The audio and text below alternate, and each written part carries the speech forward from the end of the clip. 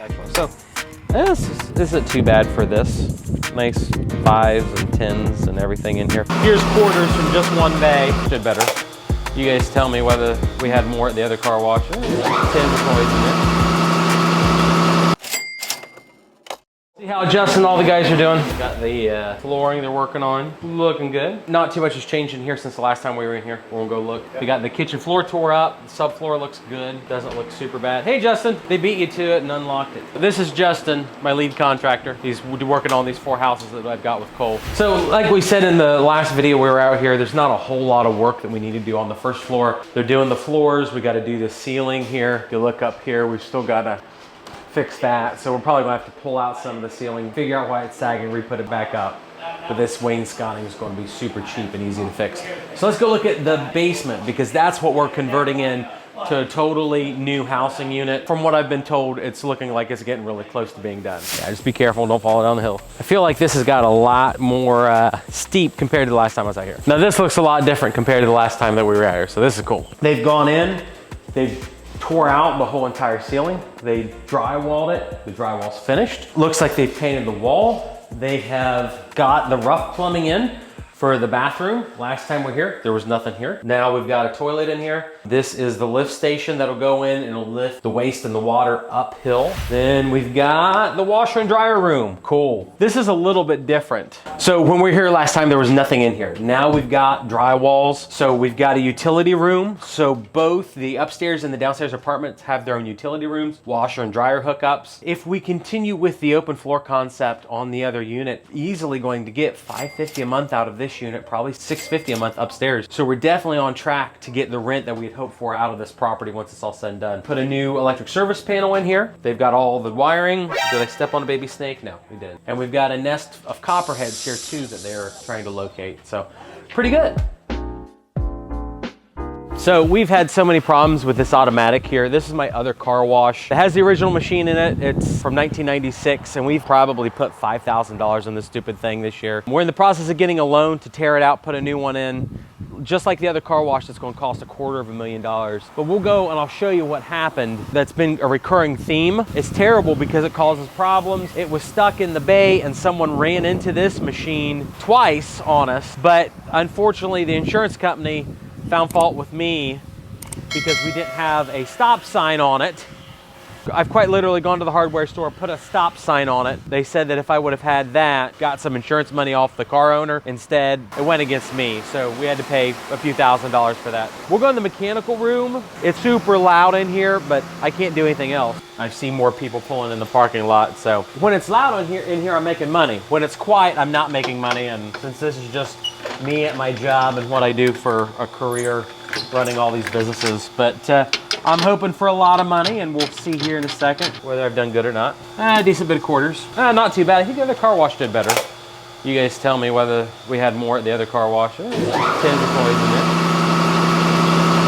in there. Then here's quarters from just one bay.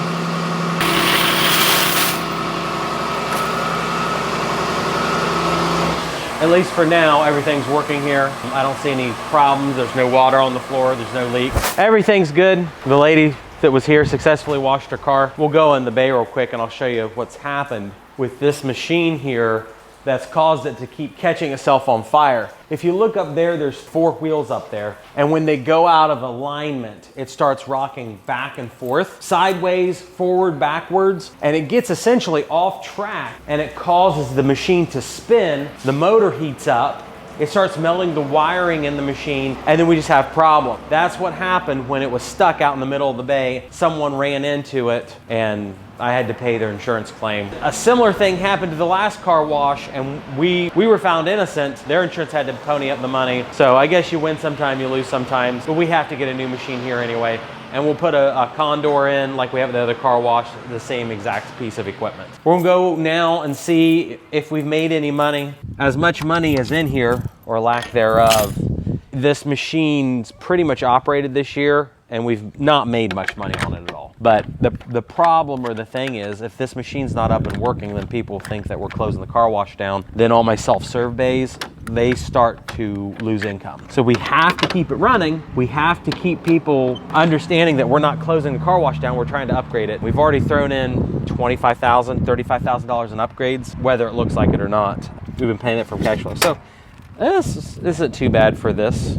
Nice 5s and 10s and everything in here.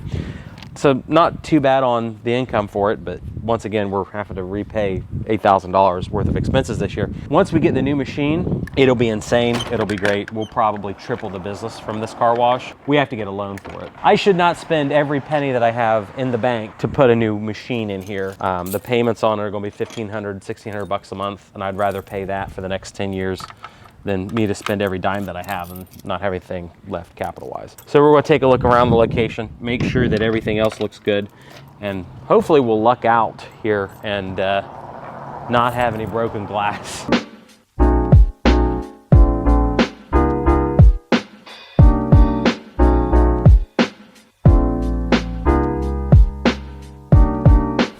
Looks good, everything's in pretty decent shape. We'll go check these machines. Someone came and they stuffed nickels in every single bay, and it knocked all of my payments down for one day with quarters, so that sucked. But that one's good. Crap, oh, look here. Look at that. Yeah, so that would have been bad. I mean, someone probably found it on the ground and they put it there, but these things have a habit of rolling off once you have the high pressure spray started. That could have been a problem. All right, we'll check this bay real quick. That looks good. No quarters jammed in it, so we don't have near as bad of a day here as yesterday. So that's what's going on with this car wash. The other one's pretty much done.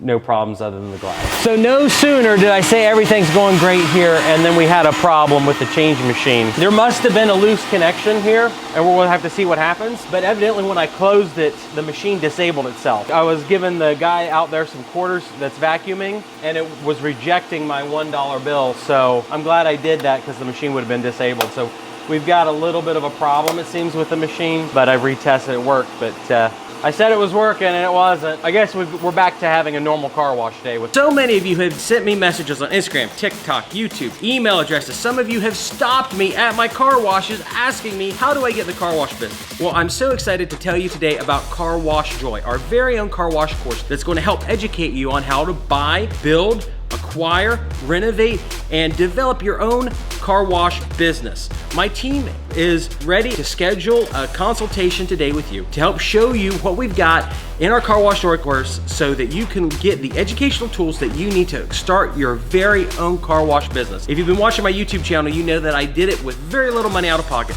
and I truly believe that many of you can do that today. Get a call with my team below and let's start today. 5 out of 5 stars. He teaches you how to turn $1 into $100, and how to turn $100 into $1,000. Thanks, Brandon.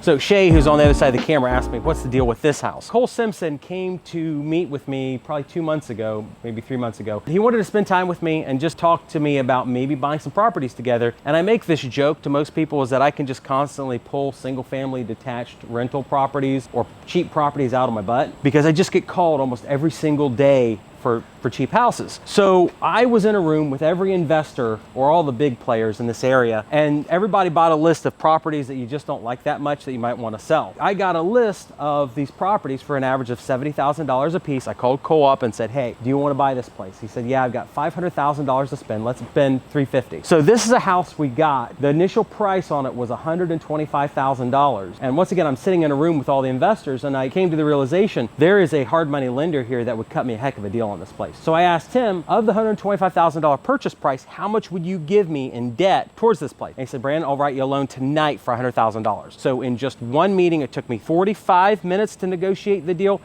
We bought 4 houses. This is one of them. We were at one earlier today, $25,000 out of pocket on this one. But we flipped the deed, some equity on the other places, to other investors for another $20,000. So realistically, out of pocket on this house, I have $5,000. That doesn't include the rehab. If I'd be honest with myself and honest with the viewers, as this house sits, it's in about the average condition of one of my lower end properties. But I don't want to do low end properties anymore. I want to rent this house for $1,500, $1,600 a month. To do that, we've got to resand the floors, we've got to redo the kitchen, we've got to make this place look gorgeous, which is totally capable of. So we're going to take a look at this 1800s Victorian brick home.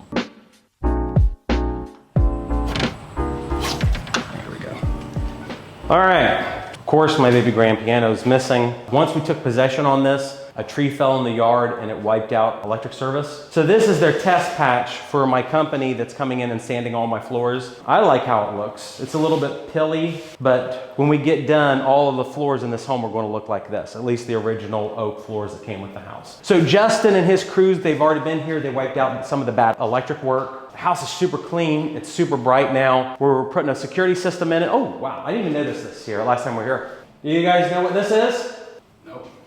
Stained glass, probably 142 years old. So I know investors like out in California, they'll pay $5,000 to $10,000 for a piece of glass like that. It's not the only one in this location either. Stained glass is stupid expensive, especially if you look how gorgeous this is. This is iron, and then those inserts are colored glass, and it's wavy and patterned and everything. So at some point, somebody put a piece of plywood on the outside to prevent theft, because it's worth a lot of money.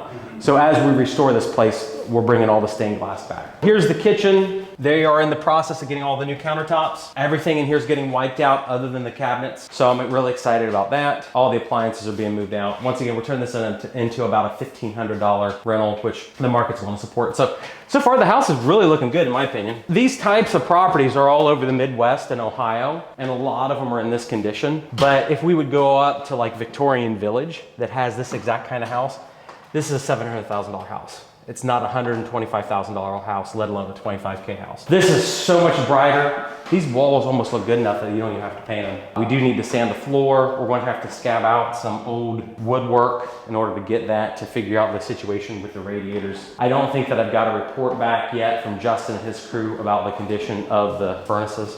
I'm not going to make Matt open up the toilet. To me, it looks like a demented dolphin, and I made the mistake of lifting up on the lid when Noah was here filming with me. No one really wants to see what was in there. And in the realm of not wanting to see, we've also got the stupid seafoam blue carpet. I don't know what's going on with this access panel. Holy crap. Looks like mold and filth. Those look like raccoon tracks to me too. That's even weirder. So this is like one of those interesting hard money deals. I owe $800 a month interest only debt service on this till we cash out, refinance it. We should be able to do like 75 to 80% loan to value. Yeah, that's not the basement, which I did.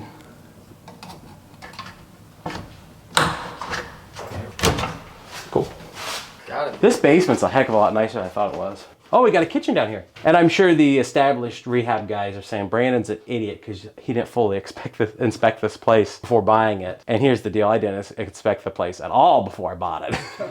I looked at 5 interior pictures. I was good friends with the former owner. I asked him, how bad is it? He said, not bad, and I trusted him. And look where my trust paid off, a basement kitchen. That's awesome. This is so cool. So these are old metal cabinets. They're terrible.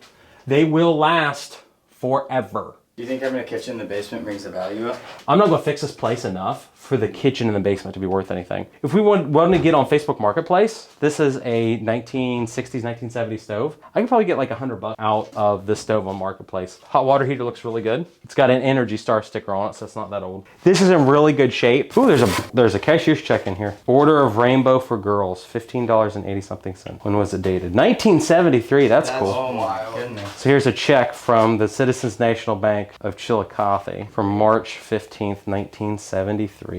So here's the electric distribution panel. Like I figured, looking at everything upstairs, the panel isn't that old. So we don't have push-o-matics here. Worse yet, we don't have fuses. So this is all newer. It's up to code decently well. I've got a certified electrician that does a lot of my work. So he'll go through, give it a run through on the box real quick.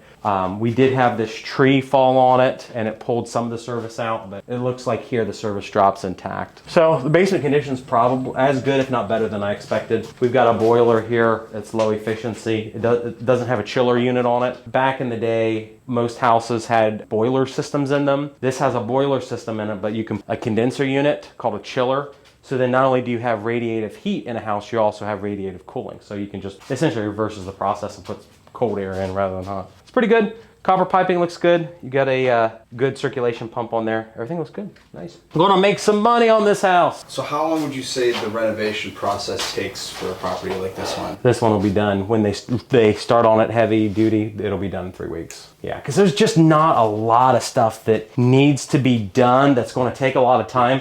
The thing here that would take the most time when it comes down to everything is going to be the electrical work if it was bad. But my certified electrician, he's already gone through and said, Brandon, this house looks great. So I showed up to closing and they had me sign the deed to this house, and at closing, the addresses, there was multiple addresses in the deed, and it wasn't just this one, it was this one too. So it came with 2 separate lots. There used to be a house on here. They tore it down 10 years ago. It got condemned, so I've got a totally free building lot with the deal. So now I'm working with a lender that will let me they'll loan me money on spec homes. So I'm looking either to find a builder that will do a spec home here, like partner with me on it, and then we just sell it, or I've also got a company that does modular building, and they can make a modular home in the style of one of these older colonial type homes, which would be really cool. So then I can take this lot that theoretically I've got maybe $5,000 in it, so it's $120 and $5, and turn it into a property that's worth maybe $150,000, $200,000. So it's just one of those fun things. If you're in the market buying deals, selling deals, working, you can do well, but unless you are actively looking for things, you'll never find it. Make sure you like the video if you like this content. Make sure that you consider subscribing and hitting the bell to enable notifications. Thanks.